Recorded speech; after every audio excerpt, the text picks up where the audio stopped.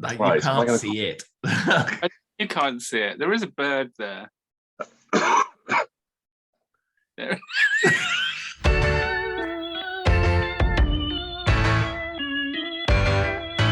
Hello and welcome to Talking About Who. This is season 20, part 2. In part 1, if you did make it through the part 1 review, we awarded Arc of Infinity, that's Arc with the C folks, Arc of Infinity 13 and Snake Dance 17, so it's quite a wide open field here.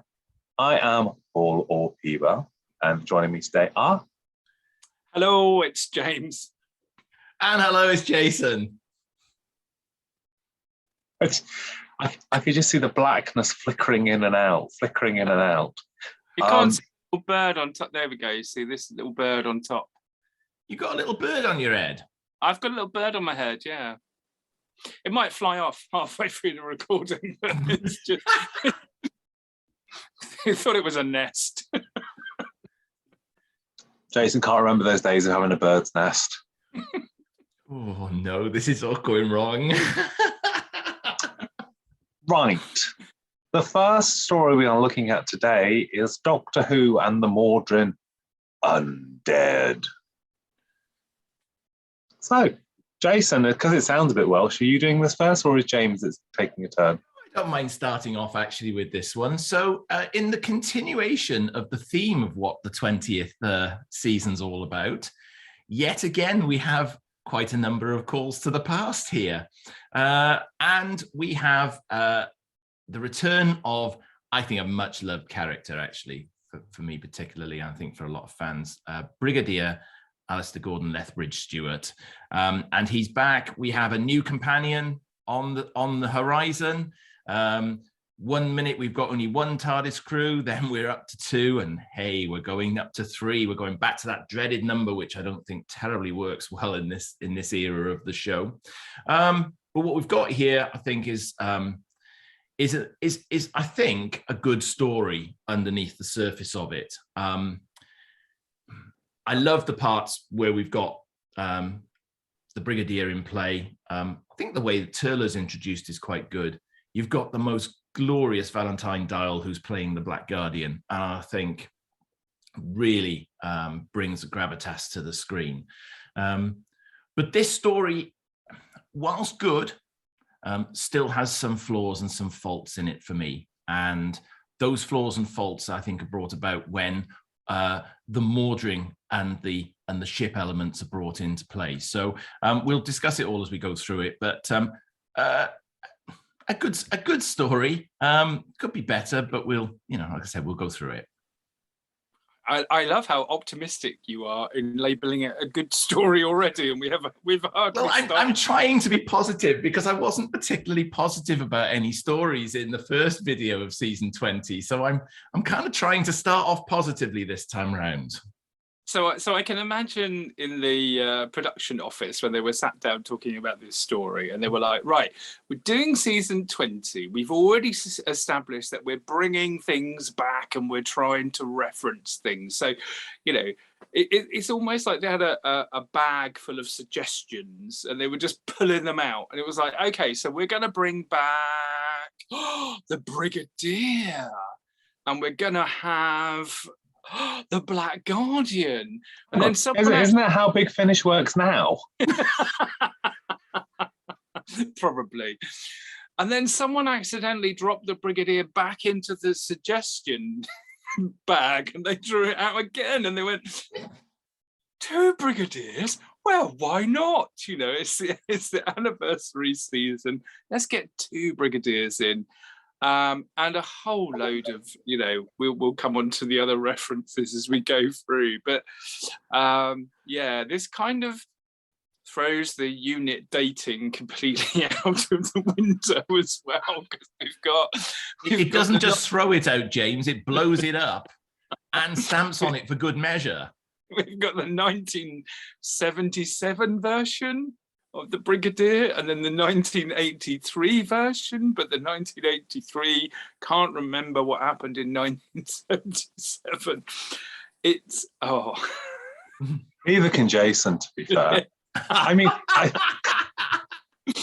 think the cruelest thing about in some ways, Nick being back in this is that he's back twice for season 2. He's back for this and the Five Doctors, and neither time is it actually that they purposely want him, because they wanted William Russell to be Ian Chesterton for this, and they wanted Debbie Watling as Victoria for the Five Doctors. So it's sort of both sequences. It's kind of like, oh, he's so bloody good, and neither one of them were specifically crafted to sort of reward him that and to bring him back.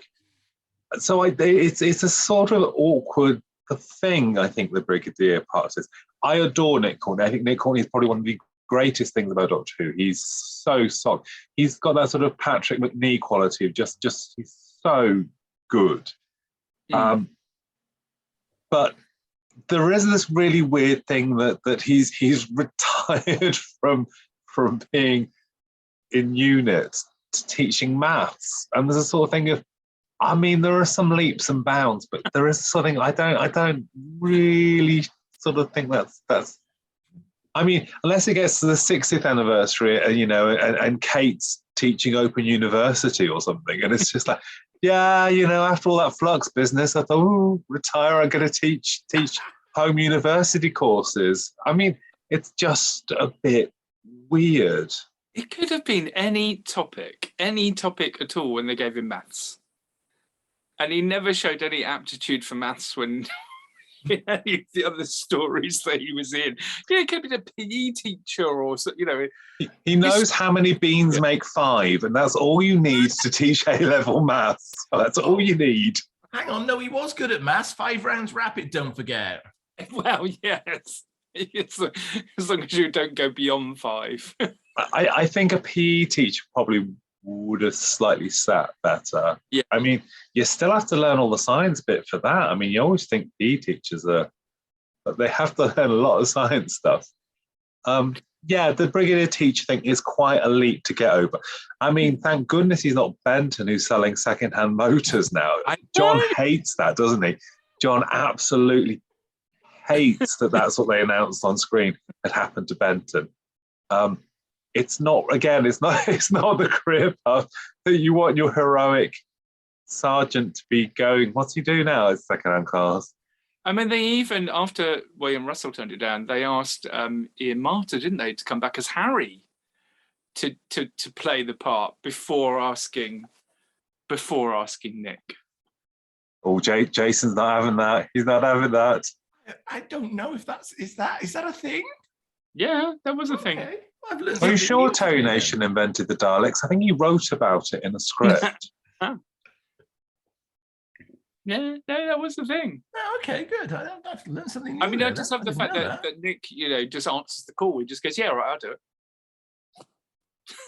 Who's dropped out? Yeah, okay, I'll come and save you. And yeah, then I suppose what. No, I think if we start on the unit chronology and Brigadier chronology, I think it's a wormhole, because then Battlefield, it's sort of implied first he's retired from the military. There's no sort of mention made, is there, that he's also been teaching? Because if he was Battlefield set in the future from 1989, isn't it? Because the coinage and the expensive drinks and petrol being £2 a litre, it's all set in the future. So that would mean that the Brigadier was then maybe teaching at that dratted school for about 40 years after retiring from UNIT. So he must be about 107 by Battlefield. And you've got to say that his accommodation status has improved by the time he gets to Battlefield, because he's living in a ratty old shed round the back of the school in this story, and he's got a big mansion in that. That's Doris's millions, that is. He's married into money, the Brigadier has. He must have thought, I'm bored with teaching, I'm going to go back to UNIT, and then met Doris and was like, she's all right, she's rich. And then, that's it. I mean, I love that he also says during the story, she can't possibly mention UNIT, yet there's a photo of him in his UNIT outfit with a UNIT badge on the table by the side of his settee. So it's not exactly a big secret, is it?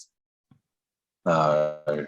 I mean, again, we also get one of those sequences, then we get the flashback sequences where it's like, here's a clip from, here's a clip from, here's a clip from, sort of thing, which sort of permeate the run. It is nice having back. I suppose I think I think he both versions. I think he does a good job on differentiating the two brigadiers, moustache and stuff aside. But I think he does a good job on that. It's slightly that sort of problem, though, I suppose, where you get again are there too many companions? You've got you've got the two companions, the new companion, and the brigadier. So then that's 4 companions and the doctor. I don't know. There's the nice conceit, isn't there, that when they're trying to work out whether David Collins, Mawdryn, is a doctor, and like he's regenerated, and Brigadier like done this twice. They're like, yeah, well, so have we. And it's kind of like it's nice though that he is quite sort of used to that, and that's quite a reassuring presence in the narrative. Whereas, of course, if it was Ian, he wouldn't have had a foggy, would he? He wouldn't have known about Time Lords or regeneration or any of that. He's got Tom's coat on, hasn't he? He's got Tom's jacket on in this scene as well. So it's kind of like another throwback if we needed any more.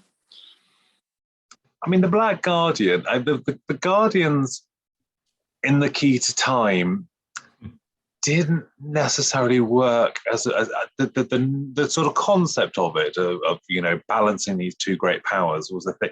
Whereas I'm not quite sure what the sort of the situation is here with the Black Guard. The Black Guard is basically like, I want the Doctor killed. It's kind of like, right, so you've purposely picked an alien boy that's masquerading as a schoolboy in a public school to do this task. Why have you not had away with the Daleks or I don't know what he's sort of sat there and his evil scheming. I mean, let's be honest, anyone that's going to sit and scheme with a dead crow on their head has obviously got to have a word with themselves to start with. But I had a word with myself before we started this recording. So are you scheming? I said if you're going to sit and scheme with a crow on your head, we all know you cosplay when the recording stops anyway. But do you see what the Black Guardian as a concept here? The initial, like, for the Key to Time thing, it was that he sort of tricked the Doctor into getting the Key to Time together, and then he wanted it assembled so he could do evil things for eternity or whatever he does. This one, he literally just wants to kill the Doctor. Yeah. But he presumably doesn't want to be the one that kills the Doctor. No. Even though he threatens to kill Turlough. So he's happy to kill Turlough if he doesn't kill the Doctor, but he doesn't want to kill the Doctor himself. Yeah, it's really odd. And when we reviewed the Key to Time, I think we were talking about the fact that the sort of Guardians at the beginning and then at the very end, and you don't really see much of them in the middle. And it is a bit like that here, because he's quite heavily in this one, not that much in the next one, and then a bit more in the last one. So you've got this whole thing of he's like trying to get Turlough to kill him, and then I mean we'll talk about the next story shortly. But in the next story, it's kind of like, what's happened to that? Every 5 minutes he's trying to kill off the Doctor, and it is a really, like you say, it reminds me a little bit of the in Sarah Jane with the trickster, and the trickster takes someone who's in the very moment just before they die and get them to do something, because Turlough crashes the car, doesn't he, and then he sort of appears to him, but there's no other reason, why can't he choose someone else, or it's someone a little bit more evil? Because it sort of doesn't help in a lot of ways that Turlough, initially you just think he's an old schoolboy. I mean, God bless everyone and their lighting and stuff, but he's Turlough's an old schoolboy. But there's the sort of hint, and then we know obviously, because it's hard sometimes to watch things knowing what happens later, and that the fact that he is an alien and he has come from Lanzarote and all that sort of stuff. It's hard to sort of marry up when that information comes through, but it's quite a complicated character, and it's quite a complicated setup for the fact that he he is at this school and he's not from Earth, but he's pretending to be and so you get that hint of he's got no parents, but there's a strange solicitor, and we'll pick that up later, maybe.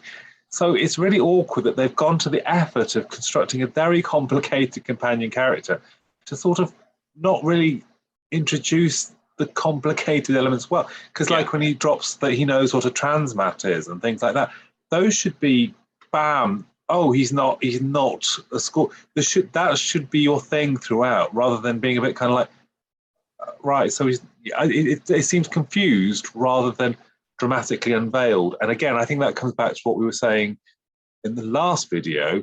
Is it the producer or is it the script editor that's at fault for that?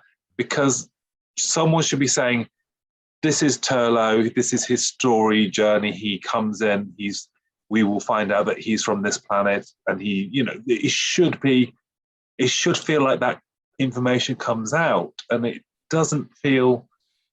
It just feels like a complication in what is actually already quite a complicated story. Yeah, and quite a complicated season, because you've got lots of comings and goings, and it feels, in some ways, it does feel a little bit disjointed. I think the introduction of the character's fine. I think there is going to be a backstory. We're going to find that out. But it just feels like we're just adding bits and layering multiple things on top of multiple things in this story in particular. And it's getting so bogged down with too many things to have to think about. I mean, I love Mark. I think Mark does a great performance. And I think there are some stories which don't serve him particularly well. And he's still got a great skill to... He's got an amazing knack of the upstage, that if there's a bit of something going on in the foreground, he knows to do a little bit of action in the background, a little bit of a suspicious look, and he can pull a focus. I think that's a great skill. I love that. But I think he's great, and I think he's in some ways it's too good, because it's not sort of regular. And I sort of, my heart goes back to that first part of Arc of Infinity, where it's like Doctor Who and Nyssa, this is our setup, let's have a story. Whereas what you have here then is you have the complication of Turlough's quite complicated generally, and he wants to kill the Doctor. I mean, that's, as companions go, that's an awkward trait to have, because you're not just moaning about where you've landed, you're wanting to do him in. You got Tegan who just moans about anything. She'll moan if it's 77, she'll moan if it's 83, she'll moan whatever. And this, who's just sort of in the middle going, oh God, why can't we kind of just all get on? Is it too difficult? Tegan's onto him quite quickly, isn't she? Yeah. She's quite like, I mean, admittedly she shouldn't like anyone, but she's onto him quite quickly. There's a great line that Nyssa does about, she's like, why is he on board the TARDIS? And she's like, well, you just walked in off the side of, off a lay-by on the motorway. No. Nyssa actually says, as you did into the TARDIS on the Barnet bypass. What I love is that Nyssa from Talkin knows about the Barnet bypass. It's like a sort of fixed location. And she's got that detail. She's like, yeah, you. She's not like, as didn't you wander into the TARDIS, when you landed? It's like, no, on the Barnet bypass. Right. She's got the details. She's got the receipts Nyssa has, and she's going to use them. I mean, she's still annoyed that Tegan dock blocked her, and now there's Turlough as well. I mean, it's just like, poor thing. It's like, that's it. I'm going to take my clothes off and run away with a giant dog man and red eyes. I'm done with a lot of you. That's coming up. Spoilers. I suppose because Tegan does she's the only one who doesn't think that Davy Collins she's the only one that says it's not the Doctor, and doesn't like her. But again, it does slightly come down to that thing of her, like you said, just not liking anyone. So it'd be more of a shock if she was like, I think this is the Doctor, we should help him. It's more like, no, don't take off, don't help him. But, oh. And the glory, just whatever. I do love a bit of camp. I don't mind a bit of camp. I love it. The bit where Tegan and Nyssa, first of all, age into crones. Yes. And then they use back into being Lucy Benjamin from EastEnders. But they've still got the same hair and clothes on. Tegan. They've just got smaller but with the same big hair and outfits. Like, but loses her accent at the same time. Surely I can get that if they but the hair would have gone longer and grayer and all that stuff. So surely if they shrunk, they'd have just been sat in these really giant costumes. So yeah, that is one of those golden moments. Sorry? The forerunners of Little Lantern Deck. Yes.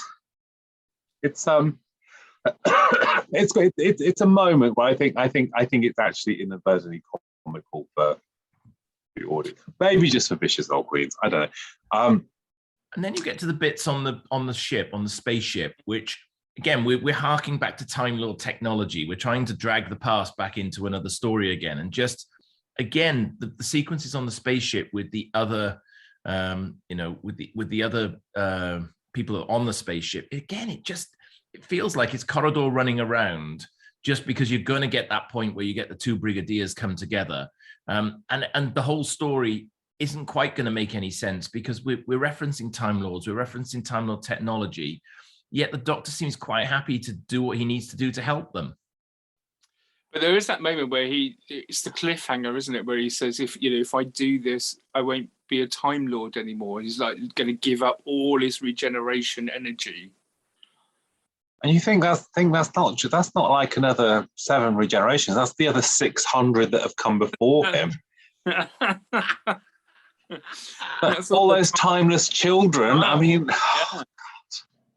But actually, I think little Nyssa and little Tegan are probably timeless children. Actually, in truth, they're pre-Hartnell Doctors. Oh dear! They're back.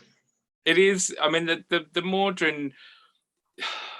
There's so much going on in this. So you've got the two Brigadiers and the two different time zones. You've got Turlough and the Black Guardian. You've got Mawdryn, who's sort of like pretending he's a doctor that's regenerating with his brain pulsing in his head.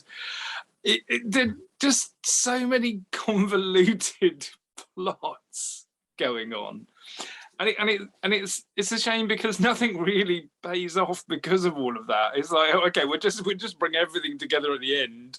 We'll get the two Brigadiers to see each other, and everything will snap back to normal, and which is a nice conclusion. But the rest of it is just a jumbled mess of transmats and TARDISes, and we're in one zone, then we're in another zone, and then we got a couple of flashbacks, and I have watched this, quite a few times, and every time I'm like, do I fully understand exactly what's going on at this point? And he's also quite happy to sacrifice the Brigadier to 6 years of memory loss, isn't he? Yes. There's no question about the fact that he's just going to dump him on the hill for the other doctor from the school to find him and basically section him for 6 years. It's a tough love from TV's Doctor Who, I think. And at the end, the other Brigadier, they're like, oh, Turlough, we must have left him on the ship. And then they just go. So they don't even bother to tell the Brigadier whether they saved Turlough or not. Talk about cutting someone out of the loop. I mean, when he gets back to the school, what's he going to say? Oh, yeah, Turlough's gone away with someone that I forgot existed for the last 6 years, but I've remembered existed, and it's all fine. Don't worry about them. Don't worry about a missing child from your school. It's all fine. Even though that child is an alien that's being looked after by a solicitor from somewhere in London that's presumably another alien or a timeless child. With a bird on his head. It's no wonder he goes back to UNIT after all this. He's like, I've lost one of my pupils. I think I'll just retire and go back to the army. I think I always like David Collings when he's in any of these things. I always think David's again, he's one of those sort of people that did a lot of these sort of genre things, and whenever he comes in, he always does a good turn in it. And Mawdryn's sort of pulsing spaghetti head and stuff. I think that's all really well realised. I think the look, I think his performance is great. There's just something slightly flat about the ship. The ship looks like a Chinese restaurant. It's an all-you-can-eat in space. That's what it looks like. It looks like they've gone for a Chinese buffet lunch. See, they could have saved themselves and just got an ice swan with some sparklers, and that would have been better than the Brigadier's touching. It is kind of like, surely the ship's been on a perpetual journey for however many hundreds of centuries and all that stuff. You think there'd be a bit of decay, a bit of wear to it, because they're all sort of, rotting and mutating. They've been living for generations. A little bit of sort of dust and decay, but it's like you said, yeah, it does look like someone's going to take your coat and take you to the grand buffet. Here's your prawn crackers. It's in keeping with Burgundy set designs, which seem very popular this season. Because whenever the ship comes every 100 years, I think, close to a habitable planet, the transmat allows them to visit that planet to try and find a way to end their life. But also, though, their thingy is contagious. Their mutation is contagious. So, let's not go on to contagious diseases just yet. Well, I'm still forcing I'm still forcing it out. There are a few plot holes in this one, it's fair to say.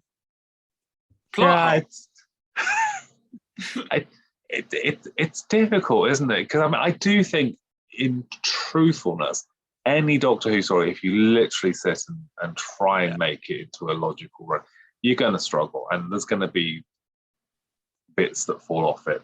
It's just the question about the rate of decay. If you can just go, okay, I can live with this.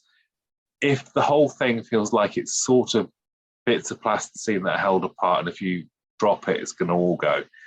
And Mawdryn, I think, has got nice elements to it, but it has got an overall part where you think, I don't know if this is all making tremendous sense. There's just too much going on in too many ways for it to make sense. I mean, it's Peter Grimwade, isn't it? And the last one he did was Time Flight. And that also had two alternative times going on at the same time. But again, as we've mentioned with other stories, they could have brought the Brigadier back, but not in this convoluted way. They could have just had the Brigadier introduced into the story in one time zone. And I know they use the two Brigadiers as the ultimate sort of save the day thing, but it just gets bogged down. It's like you've got this great character returning, and you put him in a story which has got a brand new companion and a recurring villain as well, and the start of a trilogy. It's kind of like too much. It's like, no, take an element out of that. If you want to celebrate the 20th anniversary and you want to do a Brigadier story, do a Brigadier story. I mean, Battlefield is, it's a great story. They bring the Brigadier in, and he plays his part in that. It's not diluted or convoluted. It just works. Here, it just, it's a melting pot of lots of different things. And yeah, he gets to play two versions of himself, but it's still in a mess of other stuff. But that in itself dilutes the character as well, though, unfortunately. Yeah. Well, if you get the two versions of him, and I think Nick does a great job. He portrays them well. I think P-Bal's already said that. It just dilutes the character. So it's a little bit too much for us to focus on. One Brigadier involved in the narrative of the story and helping its conclusion would have been more than enough for us. I do love the Turlough going to bash the Doctor's skull in with a big rock, and the Doctor's not noticing. I was it's like slowly creeping up on you. Can you sense anyone behind you? It's like, no. And then it's like it's not far off the demons, is it? When the policeman's got the big boulder and Miss Hawthorne turns around and she's like, oh, who was just about to cave my skull in, were you? It's one of those kind of things of, It's an odd one. I do think I get that it's quite a dynamic and exciting thing to say. Let's have a new companion, but he's going to try and kill the Doctor. There is such a limited scope to that because you literally can't have that, because there's no reason why he wouldn't just go and make him a mug of cocoa and drop some cyanide in it. I mean, it doesn't flow that he's got to try and kill him, but in a way that he doesn't notice he's been killed or something. Yeah. And it gets terribly tiresome in the next story, I think, as well, because it just continues on the same vein. So, it sort of seems to go nowhere, particularly in the next story. Well, talking of going nowhere, do we have any facts on the Modern Undead? I mean, there's lots of callbacks on this. You were saying about the clips that they see when the Brigadier is remembering. So you've got clips of previous Doctors. They mention that Harry's now with NATO. Benton is the used car salesman. There's a mention of Joe, Sarah Jane, Liz. You see a Yeti, Cybermen, Daleks, the K1 robot, Zygons. The Doctor mentions reversing the polarity. Good old one-liner, throw that one in there. There's also reference to the Mary Celeste, the Zero Room, and the TARDIS homing device. The only other thing I had was that JNT didn't like Mark's blonde hair because he thought that they wanted a contrast with Peter Davison, and the original suggestion was that he shave his head, and he said no, which is why you get the red head. So there we go. Used to stain his pillows. It's true. It's true. Yeah. He was blonder than Peter because Peter's is all highlights. So actually, Peter's not blonde. No. Doctor Who's history of hair and hair pieces is my specialist subject when it comes to Mastermind. So spin-off.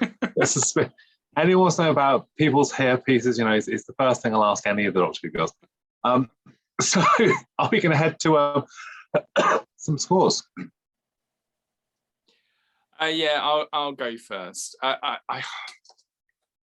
Season 20 is so frustrating because I want it to be better than it is, and the components, if you say to me, Nick Courtney's coming back for an episode, great, fantastic, but this is, again, you've got too many elements going on. It's like, how much more reference and continuity can be shoved into an episode, and it fails to get the basics right. It fails to sort of say, here's a coherent story. Now, how can we fit all these elements in? It kind of just goes gung-ho and just goes, right, let's not have one Brigadier, let's have two. I mean, why stop at two? Why not have six, for crying out loud? So I just... turning into one of those really angry old men shouting at the telly when I'm watching this. It's that bird on your head that's doing it. It is the bird on my head. It's just pecking away. I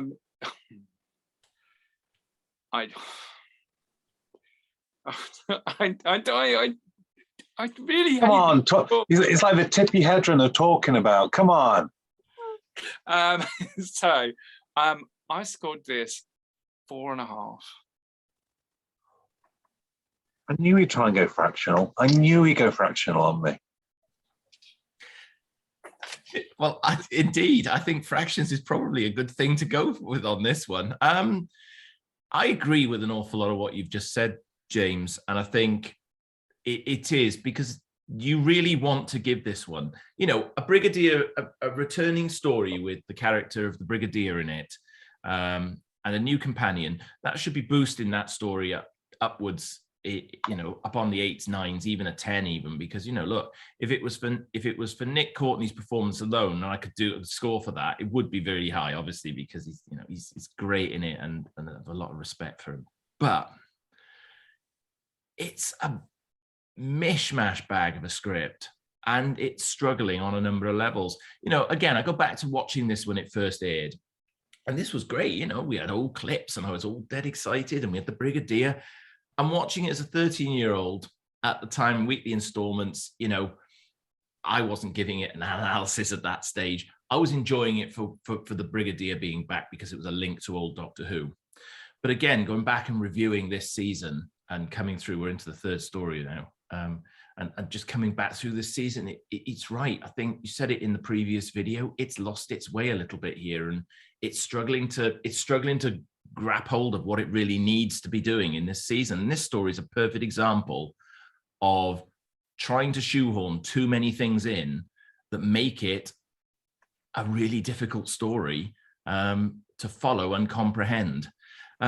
So on that basis, if I was scoring it for Nick, it'd be a higher score, and it's dragged my score up actually. But on the basis of the script, the basis of the story, I'm afraid I can't go any higher than 5 for Modern Undead.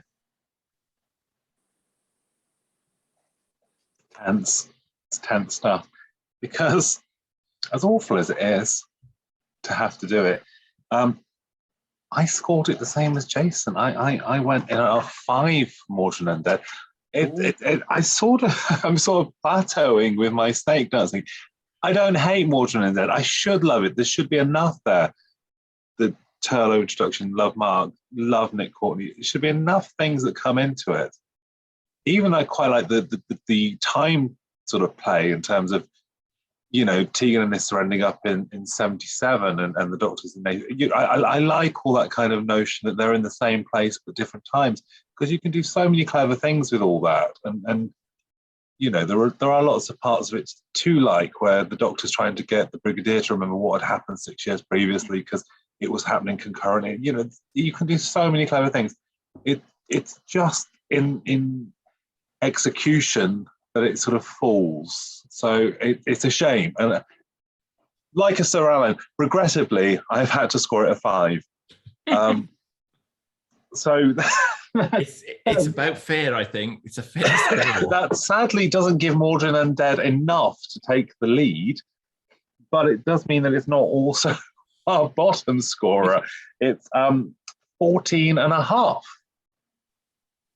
If I say it with a triumphant lift, people might not hate us as much.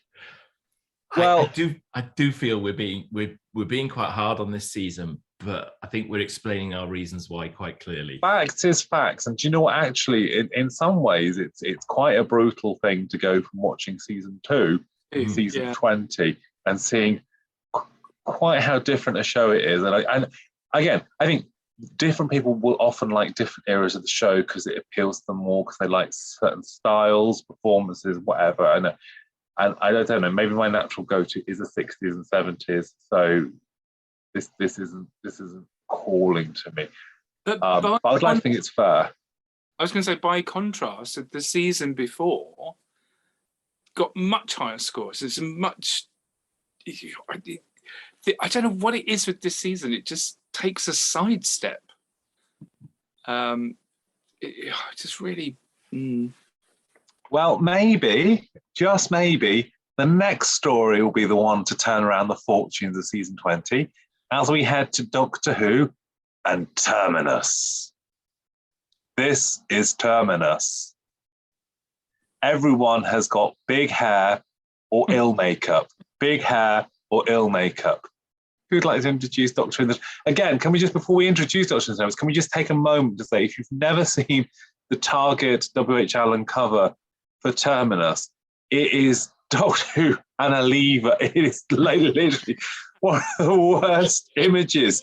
I don't know who at the press office and making the decisions at the time thought, oh my gosh, this is such a dynamic image. I think we should put this on the cover. Many people will buy this book. It looks so beautiful.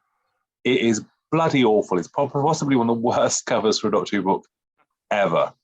Anyway, who would like to introduce it? Oh God, is it me? You've merged into Lisa Goddard. Haven't I? I haven't got an introduction for it, James. So I'm afraid if I was to introduce this one, I think I'll be saying everything I need to say about it. So I'm going to hand it to you on this one. I simply wrote down, it's all coming off as Nyssa strips down for a final story. That is, I think, I think that's possibly the most exciting thing that happens during this story. Do you know what? I think there are attempts here to make lots of interesting things. Yes. It just doesn't somehow translate again. I like the opening thing. I like that thing of the TARDIS locking onto a ship. I like that. That's a nice way into the narrative, isn't it? And the door opening, and just you've got to go through there or you're going to die. So you have to leave the TARDIS. The TARDIS isn't safe, and that's always a bit scary, and I like that. It's just once you've gone into the grey set beyond, it all sort of unravels. There's a lot of people doing strange theatrical performances in sort of skullware. The new romantic space pirates, check the seals. It's difficult because there's such a succession of awfulness that it's hard to find the light in it. And I want to be positive about it all, but it's difficult. I mean, poor. I mean, as much as I don't dig Tegan and Turlough have to just crawl through ventilation shafts for 3 weeks. Yeah. What? That's not even a subtle way of cutting the plot up. They just crawl underneath everyone's feet with the occasional "You must kill him, boy," just to sort of, remind you that Turlough does get it. Yeah. I mean, yeah.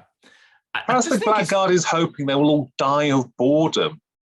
That'll be what kills the Doctor in the end. Boredom. It's just all so grim and just too dark, and it's clearly a troubled production. You're quite right. I think you're right. I love the opening bit where the TARDIS latches on, but you're right. Once that door closes, you're desperate for the door to open back up again so they can skedaddle and be on their way. Because, quite honestly, I'm rewatching this this time out. I literally struggled to follow this. It's just doesn't make any kind of sense. It's really bland, it's really grim, it's really dark. And I know Mary Ridge, the director, had a lot of trouble in the production here. She had half-finished sets, she didn't have the correct lighting, they had problems at BBC Television Centre, there was power cuts, and there were all sorts of things that went wrong here. But fundamentally, I don't think the script is any good either. And I genuinely, this one is just a struggle. It's so grim, so depressing, and quite honestly, get that TARDIS door open again and get out of there as far as I'm concerned. I think my highlight is the huge space helmet that she has. Because she has this huge sort of like weirdly shaped space helmet. Well, it's got to fit the hair, hasn't it? I was going to say that just to fit her 80s hair in, anyone else. It's just like, oh, we're not doing her hair again. Get her to just make the helmet bigger. I mean, the plot itself, if you were to just really sort of reduce it down, whole load of sick people on a spaceship, the Garm or whatever it is just putting them through radiation. Most of them die off because it's not really being regulated. Then you have a whole load of other people who are addicted to drugs, that have been given, this sort of formulated drug to keep them as slaves, and that's it. But then you get that additional and slightly nonsensical plot that it turns out Terminus is a time spaceship. Wow. That previously ejected fuel to create the Big Bang and might create another bang that will destroy the universe. Yeah, I was trying to avoid all of that because that's where everything just goes completely and utterly wrong. It's sort of like the plot of the big company that doesn't care about treating people but takes the money for it and all. I mean, that's all fairly relevant today, and that's a plot, and that if you stick with that word. But I think that moment where it diverts into oh, this ship traveled in time and created the universe, and it might now also destroy it. It's kind of like, oh, did you run out of a week's plot, or it doesn't feel like it's gone. They wanted to do a flashback to Castrovalva so they can mention Event 1. Oh. So it's like, here is the cause of it. Well, depending on which Doctor Who story you watch, there's plenty of different reasons for the Big Bang. But here is the cause of the Big Bang that the TARDIS was being plummeted towards. But now it's going to do another Big Bang, which is going to destroy the universe if the other fuel cells get leaked. And it's exactly the same problem as the previous story, where you've got too many stories overlaid that just don't make any sense or fit together properly. And then you have Nyssa running around in her underwear, thrown in for good measure, and for no good reason. It's a real shame, though, isn't it? Because I like the intent with Nyssa in that she's got the biochemical skills. She's got this great and that this situation she's going into is something that would suit her as a sort of an exit. And I think it's an intelligent out for her, and I like that. The reason she wants to leave is that she wants to do good for people and she wants to use her skills, and that's it's just sort of lost within the story. Should be layered better for that coming through. There should be a point where that becomes apparent earlier. If you look at sort of, and I think we do struggle to an extent at some points with companions getting decent outs.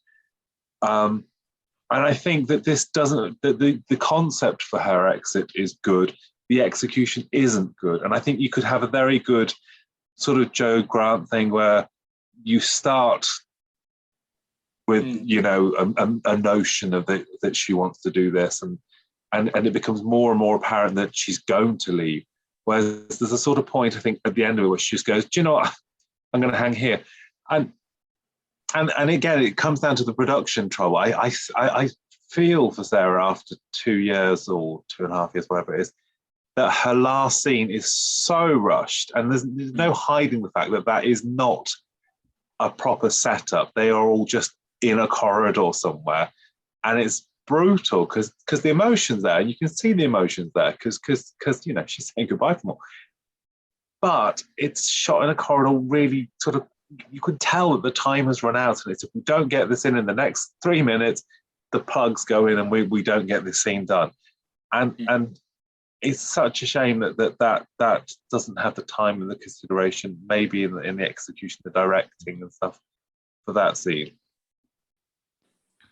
I mean, to be fair, she's lucky because the last time we had a companion leave because they were trying to use their skills was Adric with his mathematical genius trying to unlock the freighter, and that didn't work out quite well for him. He should have just stuck in the escape pod with Beryl Reid. I mean, what kind of a guy gets out of an escape pod with Beryl Reid and goes back into a ship that's about to blow up? A fool! A fool! But you're right about Sarah's last scenes, though. Whilst rushed, you can tell there's genuine emotion there as well. I think she plays it to the best that she can play it to, given the tricky circumstances I think she's found herself in as they get to that end scene. Boy, and he goes, "You'll die here." It's like, oh, God, put a bright face on it, love. I mean, even in her goodbye, say, "You'll die here." Oh, it's all right. It's not actually you're moaning anymore. They end up living in a cottage together somewhere, don't they? In some future together. Don't know how she gets back. Is that something you've been watching on Forces TV? Interestingly, the Garm costume. That's quite something, isn't it? Only ever meant to have been seen in the shadows, but was used quite predominantly throughout the latter episodes there. Again, it just doesn't work very well. And yeah, I do think that's one of those things that when I saw it in an exhibition, because it was in Hangochen, thank you, it looked quite good. I think that, and I remember the Magma Beast both looked quite nice because they were just there, and it was quite dark and they were properly lit and all that sort of. And I think maybe it's just the Garm looks a bit naff the second he steps into the neon lights. You know what I mean? It's kind of, if he were, as you say, in the shadows, he would probably look a bit more sinister. But once he steps into the full BBC glare, it's like, no, he looks like a sort of giant dog man from a panto. And there's no sort of real reason why the Garms. He's not affected by radiation or Lisa Goddard's gun. I think seem to be his two key features. I don't know if he's involved in the explosion that created the universe. Whether that makes him a timeless child. Is the Garm an alternative Doctor incarnation? That was the pilot ejected the fuel, but died, didn't they? And that's what caused it. I don't really have an issue with the Garm. I think it is a bit, been dragging all these sort of like sick people into radiation and going, oh, there's another one dead, there's another one dead, there's another one dead, and then Nyssa comes along and she survives. It's like, and then goes, oh, this could actually work as a cure. It's like. But I love the setup at the beginning of the story where she's got her chemistry set out on the table, and they're obviously setting this up at the beginning, aren't they?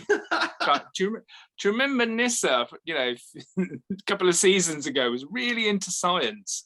I mean, she does spend most of that first season she's in reading a book in every episode. She starts the episode because Tegan's ranting about getting to Heathrow, and she's just in the background reading a book going, what's going on?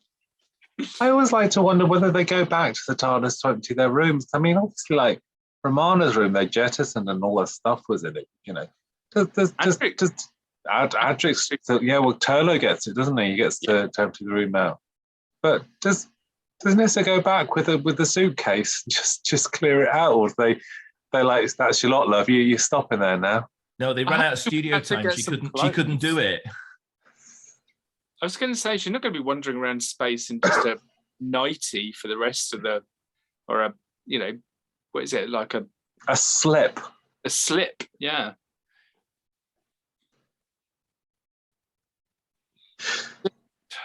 Doctor Who girls' hair and ladies' underwear. Those are my two specialist subjects for the week here. Hearing all day. Because they always used to try and say, "Oh no, it's not her underwear. It's another skirt that's built into the costume." It's like, no, there's no one falling for that one. No one falling for that one. Guest cast wise, I'm sort of a little perplexed as to whether I can call anyone out. I always like. Let's look at it. Peter Benson, the late great Peter. He's always gives a sweet sort of mannered performance. I think he's nice in this. I don't know if there's a lot of very honouring the text is the term we'll use here, where there's a lot of people who are very much performing it as if they should be on stage doing it. I don't know if that helps in some ways. I don't know how you'd approach this because it's. I don't. The script is. I'm not a fan of. The look is dreary. It's probably one of my least favourite Doctor Who's. I'm going on. We're out there. We're almost there with this. It is, and it always has been, strangely, because I can remember as a child that Christmas before, and I would have been 10. Christmas before, I had Doctor Who and the Modern Undead on video, and I liked that. And then this came out, it was slightly delayed, I think, but it came out sort of February, March, the anniversary year, something like that. I remember getting it and being quite excited because it's like, oh, it's the second part of the trilogy. And it's like, oh, God, it's dreary. Even as a child who loved anything Doctor Who, and there's that golden era where you love anything Doctor Who, and it doesn't matter what it is. It doesn't matter if it's the Deadly Assassin, you'll still watch it. But Terminus was always like, oh God, who's making me watch this? Why? It's terrible. it feels like it was written as a standalone story. It was written as a hate crime. That's what it was done. It was a hate crime against Doctor Who fandom. They threw it into a corner and just went, oh, we'll keep that as a backup. And they were sort of scrabbling around, going, okay, well, what should we do? We got this, Black Guardian trilogy. Okay, well, if we just have the Black Guardian pop up a couple of times an episode and go, kill the Doctor, we'll just film the rest of it. Because it's like the it was companions Sorry, Jason. Go on. It's almost like it was written without the companions being there as well. Exactly. As you said, quite rightly, Turlough and Tegan are stuck down the ventilation shaft for 3 episodes. Yeah. And it just feels like this one's been, you are right, sat on the shelf waiting to have something done to it, and it wasn't written for 3 companions. No, it wasn't. They're so obviously sidelined. That as soon as they go through the door in the TARDIS, it is the Doctor and Nyssa. And we've just been saying that's what we wanted a little bit of, but not in this way. It's just like, oh no, it's also interesting that the notion of having something from the Doctor's past every story. It's just carried by the Black Guardian quite tenuously in this one, isn't it? There isn't anything else, is there? I mean, because you've got the Black Guardian obviously in the last one, and I suppose that's the only thing that's carried through in Enlightenment, isn't it? It's a very tenuous kind of hold onto your pre-press, no.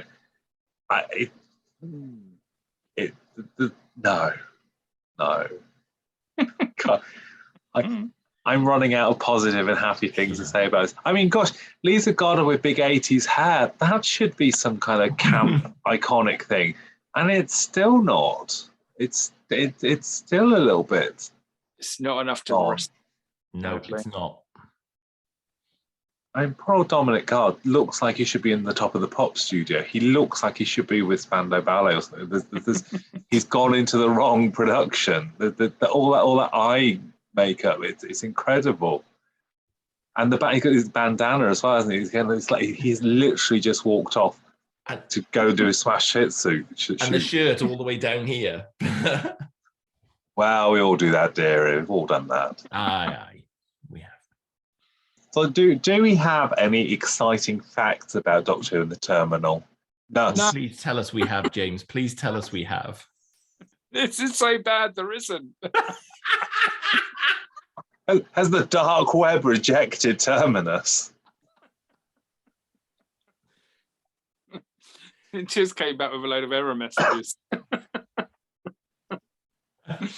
Well, I don't know what to say. Brutal.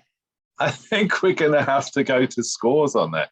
I don't think I've got anything left to add to my case. All right, I'm going to run with this then. I'll start us off as we mean to go on. Realistically, they should have called this story Terminal, because that's pretty much what it was. It's pretty terminal all the way through. Bland.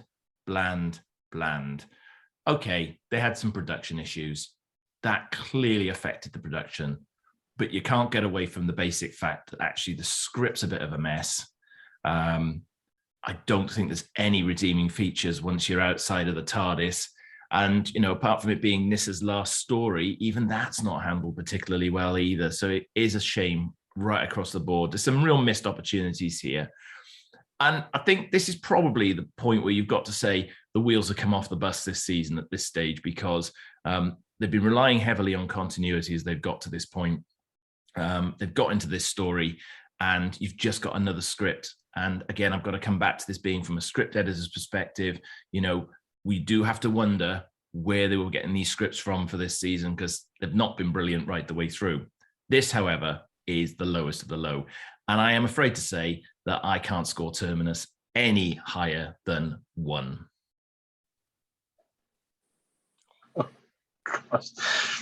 I mean, anyone coming to these videos looking for a positive, uplifting start to the day, please, I don't know, watch an older video.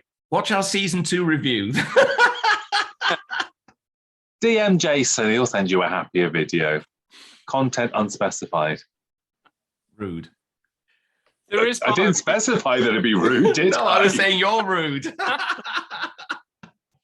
I mean, there is part of me that wishes that we had not done season 2 right before doing this, because you really, I mean, there was, I think, there weren't like tens in season 2, but there was just a series of great episodes, and you think with all of the things that they're working with here, and I just think it's a really awful send off for Nyssa.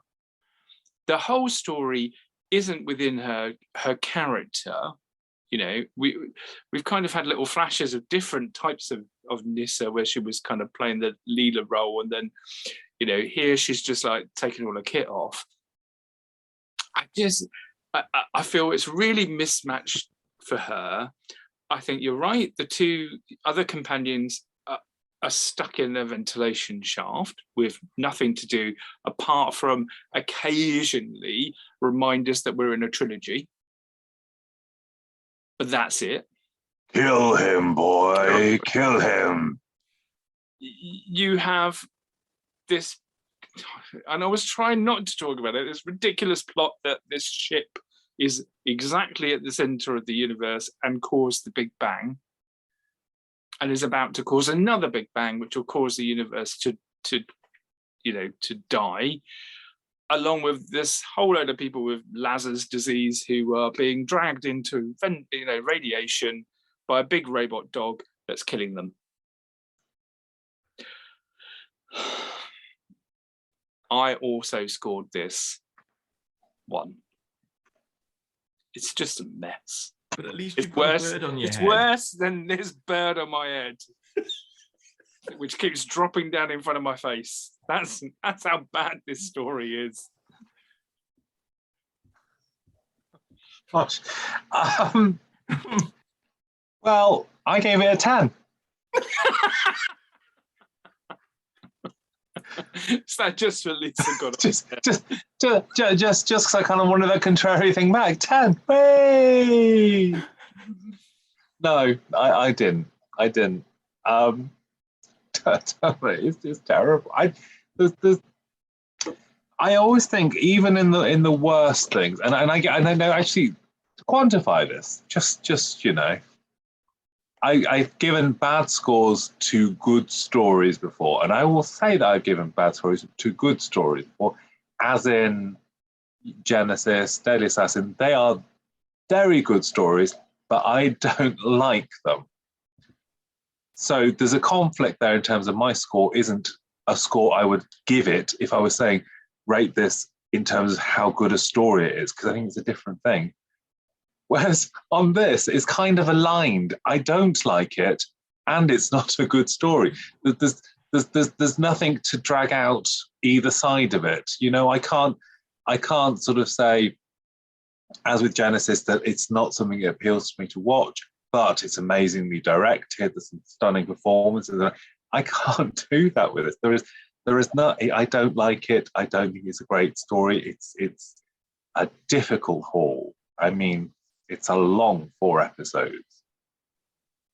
So I also gave Terminus a 1, which does this mean that Terminus has actually got the lowest score? That is correct. That is correct. Terminus is our lowest scored story so far. I think the Reign of Terror probably comes in a close second behind it, because I think I gave the Reign of Terror 2. Didn't it get to the Reign of Terror? I think we were all fairly low on that. I think we were about 5. But yes, you're quite correct. This is our lowest score, and deservedly so, I'm afraid.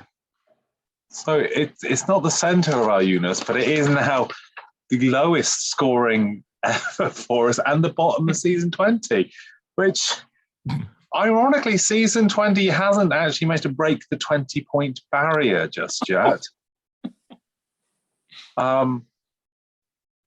Currently, for those at home, in 4th place, Terminus with 3, Arc of Infinity 3rd with 13, Modern Undead 2nd with 14.5, and Snake Dance is Dorminate with 17.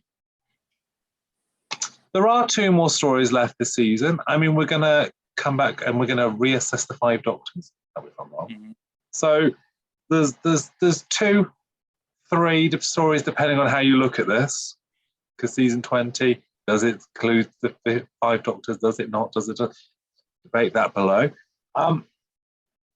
So there are at least 2 more stories that could still bring it back. I can't wait to see the comments on this one. I think I'll probably be out that day. We may not be commenting along with it, James. What do you think? So I might log in and just watch. Put the bird on. It's fine. Put the bird on. Nobody will know. So thank you very much for joining me, guys. A pleasure, as always, except for Terminus. Yes. Thank you very much. Terminus is like the UK at Eurovision. Just clawing that bottom board. Anyway, thank you very much. I hope you all enjoyed that. We'll come back next week. We'll say nice things about next week. Bye-bye.